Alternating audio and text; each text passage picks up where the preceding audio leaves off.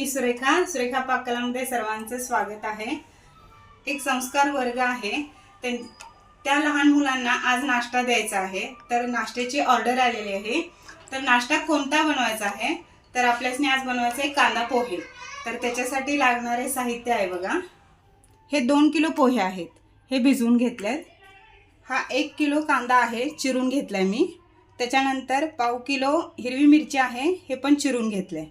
त्याच्यानंतर हळद आहे, मीठ आहे चवीनुसार, साखर चवीनुसार घालायची आहे। एक 10 ते 20 ग्रॅम मोहरी आहे, हे पण 20 ग्रॅम जिरे आहेत, हिंग आहे 10 ग्रॅम, एक नारळ खवून घेतलेला आहे बघा, ओला नारळ। त्याच्यानंतर एक पेंडी कोथिंबीर बारीक चिरून घेतलेली आहे।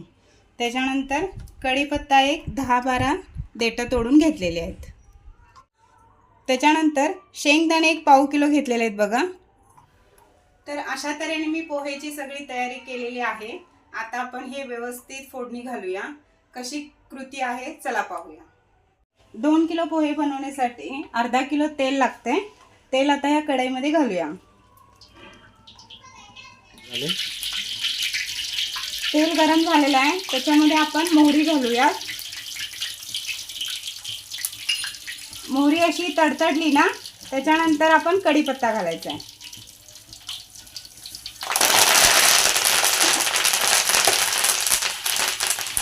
त्याच्यानंतर आपण हिंग घालायचं आहे, मग जिरे घालायचे आहेत। थोडं याला हलवून घेऊया।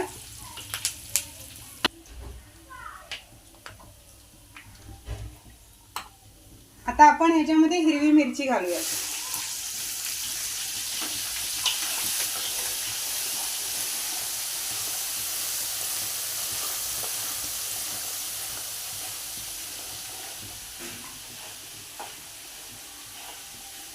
मिरची थोडी पहिलाच टाकली ना कांद्याच्या आधी, ह्याचा तिखटपणा उतरतो।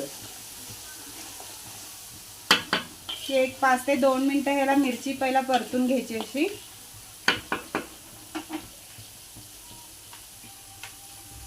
त्याच्यानंतर आपण कांदे घालूया।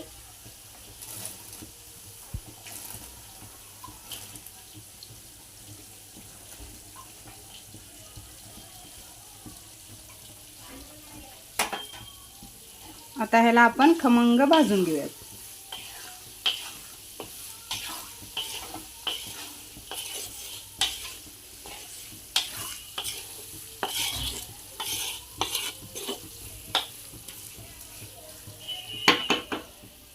आता आपण काय करायचंय, शेंगदाणे घालायचे। हे बघा शेंगदाणे, हे शेंगदाणे ना भट्टीतले आहेत, भाजलेले आहेत, त्यामुळे आपण हे कांदा भाजल्यानंतर घातले तरी चालतात। जर कच्चे शेंगदाणे असतील ना, तर तुम्ही कांदा मिरची घालायच्या आधी शेंगदाणे घालायचे असतात। आता हे आपण घालून घेऊयात।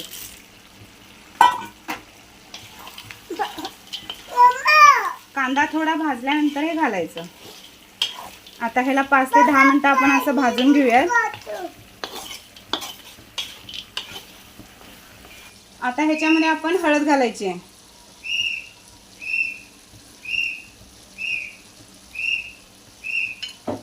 त्याच्यानंतर साखर घालायची आहे चवीनुसार, आणि मीठ घालायचं ह्याच्यामध्ये।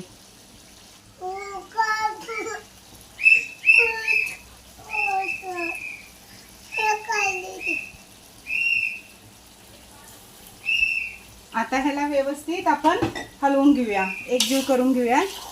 थोडा गॅस बारीक करायचा मसाला सगळा घातल्यानंतर।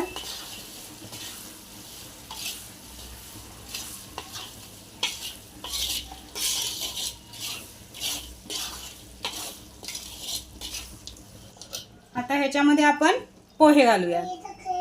लाईट गेलेली आहे बघा तुम्हाला। आता सगळं मी सामग्री घालून दाखवलेली आहे। आता आपण लास्ट पोहेच घालायचे त्याच्यामध्ये आणि हलवून घ्यायचंय।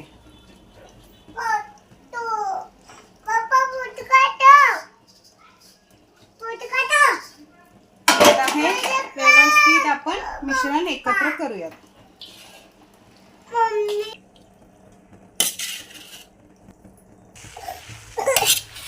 हे बघा अशा तऱ्हेने वर खाली करून पोहे एकत्र केलेले आहे, मसाला वगैरे. जास्त पोहे असल्यामुळे मला हलवता येत नाही म्हणून आमच्या ह्यांना सांगितलेलं आहे मी. हे बघा बनवत आहेत. तुझ्या पप्पा इकडं. हां आज आम्हाला लावलं काम. असू दे, मुलांची ऑर्डर आलेली आहे त्यामुळे मस्त छान बनवा लागलं. आता आपण ह्याच्यामध्ये थोडीशी बारीक चिरलेली कोथिंबीर घालूयात.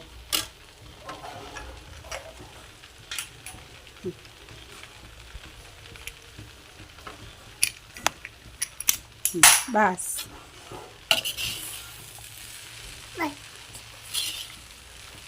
आता अशा तऱ्हेने आपले पोहे तयार होत आहेत. हे बघा आता लाईट आलेली आहे. कसे दिसतात पोहे बघा, एकदम छान मस्त दिसायला लागलेत ना. तर अशा तऱ्हेने आम्ही पोहे बनवलेले आहेत. हे 2 किलोचं प्रमाण होतं बघा. तुमच्या घरीही काय बर्थडे वगैरे असेल तर ह्याप्रमाणे तुम्ही पोहे बनवू शकता. चला आपण आता प्लेटिंग करूयात. खोबऱ्याची फवारणी, कोथिंबीरची फवारणी ह्याला केलेली आहे. आता आपण आता प्लेटिंग करूयात. किती सुंदर पोहे दिसालेत बघा. पोहे बघितले की खाऊ वाटतात. त्याच्यानंतर त्याच्यावर थोडीशी बारीक चिरलेली कोथिंबीर घालायची. खोबरं, ओलं खोबरं खवलेलं घालायचं आणि लिंबू एक ठेवायचा त्याच्याबरोबर. अशा तऱ्हेने पोहे आपले तयार आहेत. किती छान दिसालेत बघा. कसे वाटले कांदा पोहे? अगदी छान आणि सोप्या पद्धतीने मस्त दाखवलेत बघा. असेच तुम्ही अशा पद्धतीने प्रमाण घेऊन तुम्ही अवश्य पोहे करून बघा. ही रेसिपी तुम्हाला कशी वाटली अवश्य मला कळवा.